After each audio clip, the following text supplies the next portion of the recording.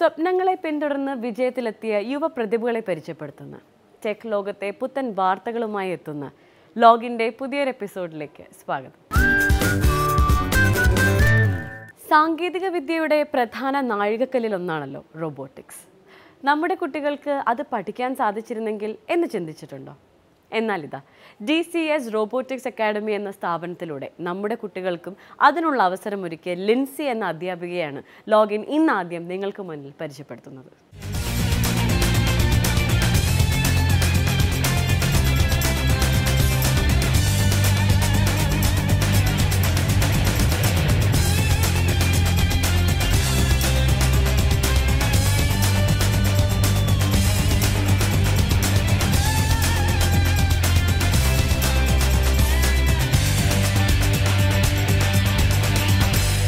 School based curriculum വളരെ tough അല്ലെങ്കിൽ കുട്ടികൾക്ക് വളരെ വിരസതയുളവാക്കുന്നതായതുകൊണ്ട് തന്നെ പ്രാക്ടിക്കൽ ഓറിയൻറ്റഡ് ലേണിംഗ് ലക്ഷ്യമാക്കിയിട്ടാണ് ഞങ്ങൾ റോബോട്ടിക്സ് അക്കാഡമിയുടെ കരിക്കുലം പ്ലാൻ ചെയ്തിരിക്കുന്നത്. റോബോട്ടിക്സ് എന്ന് പറഞ്ഞാൽ ചെറിയ ചെറിയ മെഷീൻസ് കുട്ടികൾ ഉണ്ടാക്കി അത് കമ്പ്യൂട്ടറിൽ പ്രോഗ്രാം ചെയ്ത് വർക്ക് ചെയ്യിക്കുക എന്നുള്ളതാണ്. കമ്പ്യൂട്ടർ പ്രോഗ്രാം എന്ന് പറയുന്നത് തന്നെ ഒരു ഗ്രാഫിക്കൽ ഇൻ്റർഫേസിൽ അവർ വർക്ക് ചെയ്യണത് കൊണ്ട് തന്നെ പ്രോഗ്രാമിങ്ങിൻ്റെ ബേസിക് അവർക്ക് നന്നായി മനസ്സിലാകുകയും അതുപോലെ വളരെ ഈസി ആയിട്ട് അത് പഠിക്കാൻ കഴിയുന്നു അവർക്ക്.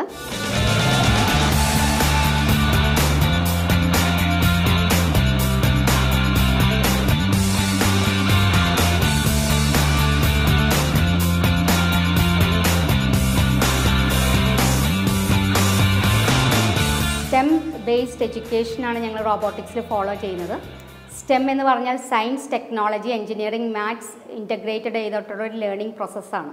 അതേപോലെ തന്നെ എല്ലാ പേരൻസിനും ഒരു പേടിയുണ്ടാവും. റോബോട്ടിക്സ് എന്ന് പറഞ്ഞാൽ വളരെ ടഫാണ്, കുട്ടികൾക്കത് ബുദ്ധിമുട്ടാവും, പഠിക്കാൻ പറ്റുമോ എന്നുള്ളത്. പക്ഷെ ഞങ്ങളുടെ കരിക്കുലം വളരെ ഫൺ ബേസ്ഡും ഓരോ ചലഞ്ചിങ് ആക്ടിവിറ്റീസാണ് ഓരോ ദിവസവും നമ്മൾ കുട്ടികൾക്ക് നൽകുന്നത്. ഈ ആക്ടിവിറ്റീസ് വഴിയായിട്ട് കുട്ടികൾ സയൻസ് ആൻഡ് മാത്സ് വളരെ ക്വിക്കായിട്ട് പഠിക്കുന്നു. എക്സാമ്പിൾ ഇപ്പോൾ ഞങ്ങളുടെ ആക്ടിവിറ്റീസ് എന്ന് പറഞ്ഞാൽ റെസ്ലിംഗ്, അതേപോലെ തന്നെ റേസിംഗ് കോമ്പറ്റീഷൻ ഞങ്ങളിവിടെ കണ്ടക്ട് ചെയ്യാറുണ്ട്. അപ്പോൾ ഈ റെസ്ലിംഗ് ഒക്കെ കുട്ടികൾ ചെയ്യുമ്പോൾ ഒപ്പോണൻ്റ് ഇപ്പോൾ അവരുടെ സ്വന്തം റോബോട്ടിനും ഫ്രണ്ടിലേക്ക് ഫോഴ്സ് കൂടുതൽ കൊടുക്കാൻ പറ്റിയ രീതിയിലായിരിക്കണം അവരത് ഡിസൈൻ ചെയ്യേണ്ടതും. അതേപോലെ തന്നെ ബാക്കിലേക്ക് മൂവ് ചെയ്യാണ്ടിരിക്കാനായിട്ട് ഫ്രിക്ഷൻ കൂട്ടാനുള്ള കാര്യങ്ങളാണ് അവർ ഡിസൈൻ ചെയ്യേണ്ടത്. അപ്പോൾ അതൊക്കെ ഓട്ടോമാറ്റിക്കലി കുട്ടികൾ അറിയാണ്ട് തന്നെ അവർ പഠിക്കും. അതേപോലെ തന്നെ ഓരോ ക്രിയേറ്റീവ് ഡെവലപ്മെൻറ്റ് ഭയങ്കരമായിട്ടുണ്ടാവും ഇത് പഠിച്ചിട്ടുണ്ടെങ്കിൽ. കാരണം അവരെന്ത് കാണുന്നു അത് റോബോട്ടിക് മെഷീനിലേക്ക് ഉണ്ടാക്കാൻ ശ്രമിക്കും. ഫോർ എക്സാമ്പിൾ നമ്മൾ പറയും ഒരു ഗ്രാസ് കട്ടർ, അവർ ഒരു ഗ്രാസ് കട്ടർ കണ്ടാൽ ആ ഗ്രാസ് കട്ടർ എങ്ങനെ റോബോട്ടിക് മെഷീൻ ഉപയോഗിച്ച് ഉണ്ടാക്കാം, അത് വർക്ക് ചെയ്യിപ്പിക്കാം എന്നവർ ശ്രമിക്കുകയും അത് അവരുടെ ഐഡിയ അനുസരിച്ച് അത് ബിൽഡ് ചെയ്യുകയും ചെയ്യുന്നു. അപ്പോൾ ക്രിയേറ്റീവ് തിങ്കിങ്, അതേപോലെ ലോജിക്കൽ റീസണിങ് പവർ, ഇതെല്ലാം റോബോട്ടിക്സ് പഠിക്കുന്നത് വഴി കുട്ടികൾക്ക് സാധ്യമാകുന്നു.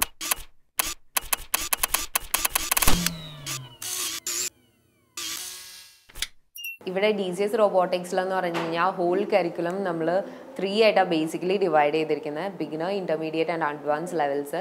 അല്ല, ബിഗിനർ ലെവലിൽ നമ്മൾ ഫോക്കസ് ചെയ്യുന്നതെന്ന് പറഞ്ഞാൽ സ്റ്റുഡൻസിൻ്റെ ബേസിക് പ്രോഗ്രാമിംഗ് സ്കിൽസാണ്.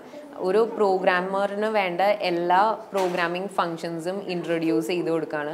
അവർക്ക് ഗ്രാഫിക്കൽ ഇൻ്റർഫേസ് ആയത് കാരണം സ്കൂൾ സ്റ്റുഡൻസിന് മനസ്സിലാക്കാൻ വളരെ എളുപ്പമായിട്ടുള്ളൊരിതാണ്.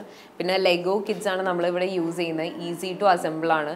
അപ്പോൾ അവർക്ക് ഔട്ട്പുട്ട്സ് കിട്ടാത്തതിൽ കൊണ്ടിട്ട് അവർ ഈ കോഴ്സിൽ നിന്ന് ബാക്കപ്പ് ചെയ്യുമോ അല്ലെങ്കിൽ ഫ്യൂച്ചറിൽ നിന്ന് ബാക്കപ്പ് ചെയ്യുന്ന ഒരു ഇഷ്യൂ വരുന്നില്ല. ഇൻ്റർമീഡിയറ്റ് ലെവലിൽ നമ്മൾ ചെയ്യുന്നതെന്ന് പറഞ്ഞു കഴിഞ്ഞാൽ കോംപ്ലക്സ് ആയിട്ടുള്ള നമ്മൾ പഠിച്ചിട്ടുള്ള പ്രോഗ്രാംസിൻ്റെ ഒരു കോംപ്ലക്സ് ആപ്ലിക്കേഷനാണ്. കോംപ്ലക്സ് ആയിട്ടുള്ള സ്ട്രക്ചേഴ്സ് നമ്മളിവിടെ ബിൽഡ് ചെയ്യും. പിന്നെ തേർഡ് ലെവൽ എന്ന് പറഞ്ഞു കഴിഞ്ഞാൽ അതൊരു ഹൈ എൻഡ് ലെവലാണ്. നമ്മൾ എഞ്ചിനീയറിംഗ് കിറ്റുകൾ, എഞ്ചിനീയറിംഗ് കോളേജസിൽ ഇപ്പോൾ ചെയ്തുകൊണ്ടിരിക്കുന്ന കിറ്റുകളൊക്കെയാണ് നമ്മളിവിടെ ഇൻട്രൊഡ്യൂസ് ചെയ്യുന്നത്.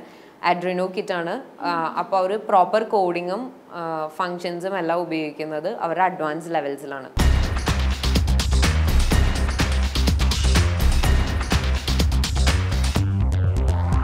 NCERT ടെക്സ്റ്റ് ബുക്കിലെ സയൻസ് ആൻഡ് മാത്സ് കൂടി ഉൾപ്പെടുത്തിയിട്ടാണ് നമ്മുടെ റോബോട്ടിക്സ് കരിക്കുലം ഡിസൈൻ ചെയ്തിരിക്കുന്നത്.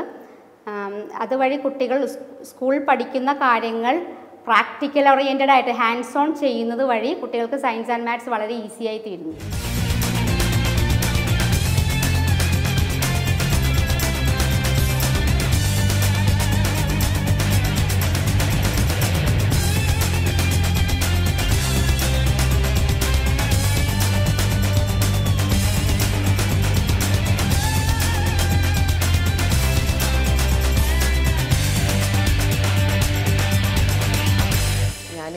ഫാക്കൽറ്റിയാണ്. ഇവിടെ പിള്ളേരിപ്പോൾ ഉള്ള സ്റ്റുഡൻസ് എന്ന് പറഞ്ഞാൽ ബിഗിനറിൻ്റെ ഫസ്റ്റ് ലെവലാണ്. അതായത് നമ്മൾ ബേസിക് ആയിട്ടുള്ള പ്രോഗ്രാമിങ്സ് ആണ് അവർക്ക് ഇൻട്രൊഡ്യൂസ് ചെയ്ത് കൊടുക്കുന്നത്.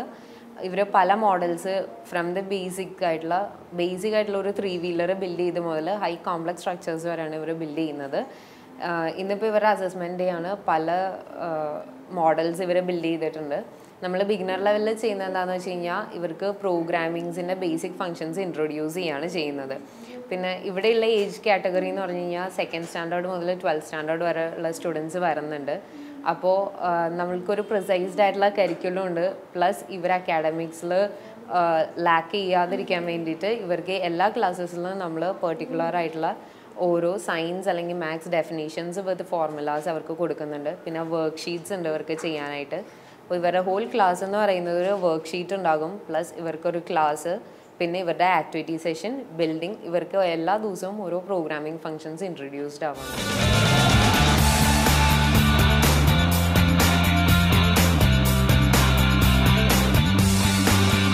എൻ്റെ പേര് യോഹാൻ. ഇതെൻ്റെ ഫ്രണ്ട്സ് അമൻ, സിദ്ധാർത്ഥ്, അഫർ. ഇവർ 3 ടീംമേറ്റ്സ് ആണ്.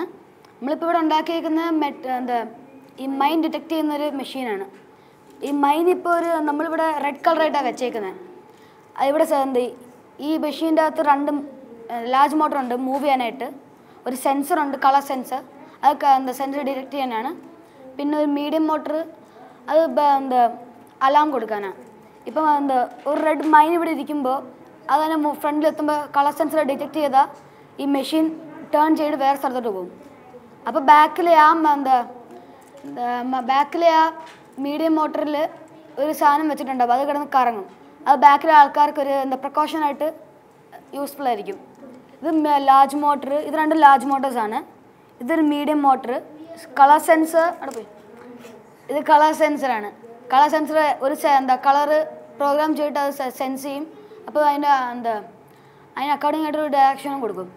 ഇതിവിടെ ഈ ബ്രെയിൻ ഓഫ് ദ മെഷീനാണ്, പ്രോസസ്സറാണ്. ഇവിടെ നമ്മൾ വിളിക്കുന്ന ബ്രിക്കെന്ന് EV3 ബ്രിക്കാണ്.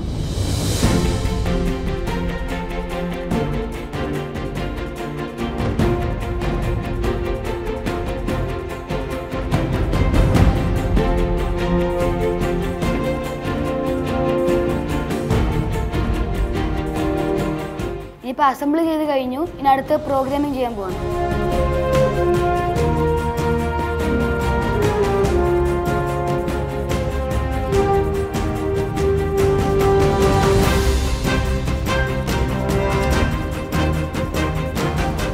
ഇപ്പോൾ അഡ്വാൻസ്ഡായിട്ടുണ്ടായിരുന്ന സ്റ്റുഡൻസ് ഇൻ്റർമീഡിയറ്റ് ലെവൽ ചെയ്തുകൊണ്ടിരിക്കുമ്പോഴാണ് ഫസ്റ്റായിട്ട് നമ്മളുടെ അക്കാഡമി ഒരു നാഷണൽ കോമ്പറ്റീഷൻ ആയിരുന്നു ഫസ്റ്റ്. അത് റോബോറേവ് ഇന്ത്യ എന്ന് പറഞ്ഞിട്ട് ഇന്ത്യയിൽ തന്നെ ഫസ്റ്റ് ടൈമായിട്ട് വരുന്നതാണ് ഒരു റോബോട്ടിക് കോമ്പറ്റീഷൻ. അത് ഓൾ ഓവർ ദ വേൾഡ് നടക്കുന്ന. അതിൻ്റെ പ്രത്യേകത എന്താണെന്ന് വെച്ച് കഴിഞ്ഞാൽ സ്കൂൾ സ്റ്റുഡൻസ് മുതൽ എഞ്ചിനീയറിംഗ് കോളേജിലുള്ള സ്റ്റുഡൻസ് വരെ ഒരേ ടൈമിൽ പാർട്ടിസിപ്പേറ്റ് ചെയ്യാൻ പറ്റുന്ന ഒരു ഇവൻ്റാണത്. അതിൽ നമ്മളുടെ സ്റ്റുഡൻസിന് ലൈൻ ഫോളോ ഓവറിലും അമേസിങ്ങിലും ഫസ്റ്റ് പ്രൈസ് തന്നെ കിട്ടി. ഫയർ ഫൈറ്റിങ്ങിൽ അവർക്ക് 2nd പ്രൈസ് ആയിരുന്നു. കാരണം കാറ്റഗറൈസേഷൻസ് മാറ്റിയിട്ടുണ്ടായിരുന്നു. കോമ്പറ്റീഷൻ ഇത്തിരി ടഫായിരുന്നു അതുകൊണ്ടിട്ട്. എന്നാൽ അവരുടെ ആ ഒരു പെർഫോമൻസ് കണ്ടിട്ടാണ് അവർക്ക് ഇൻ്റർനാഷണൽ ഇവൻറ്റിലേക്ക് ഒരു കോൾ ഉണ്ടായിരുന്നു. റസ് ഫിഷർ തന്നെ ഡയറക്റ്റ് ഒരു കോളായിരുന്നു കൊടുത്തിട്ടുണ്ടായിരുന്നത്. റസ് ഫിഷർ എന്ന് പറയുന്നത് റോബോറേവിൻ്റെ ഒരു കോർഡിനേറ്ററാണ്, ഓൾമോസ്റ്റ് ദ ഓർഗനൈസർ. അപ്പോൾ ആളെ ഇൻവൈറ്റ് ചെയ്തിട്ടുണ്ടായിരുന്നു. നമ്മളെ സ്റ്റുഡൻസ് ചൈനയിൽ വെച്ചിട്ടായിരുന്നു അത്. ബീജിങ്ങിൽ പോയിട്ടുണ്ടായിരുന്നു.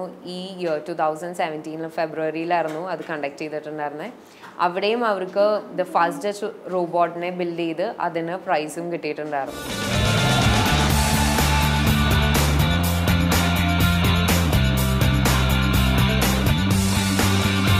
റോബോട്ടിക്സിൻ്റെ സാധ്യതകൾ വളരെ വലുതാണ് ഇനി വരും ഫ്യൂച്ചർ ജനറേഷനിൽ. അപ്പോൾ അതുകൊണ്ട് തന്നെ റോബോട്ടിക്സിനെ കുറിച്ച് കുട്ടികൾ അറിയണത് വളരെ നല്ലതാണ്. റോബോട്ട് എങ്ങനെ വർക്ക് ചെയ്യുന്നു, അല്ലെങ്കിൽ മെഷീൻസിൻ്റെ ബേസിക് കാര്യങ്ങളെക്കുറിച്ചിട്ട് ഉള്ള അറിവ് ചെറിയ ക്ലാസ്സുകളിലെ മുതൽ അവർ പഠിക്കണം.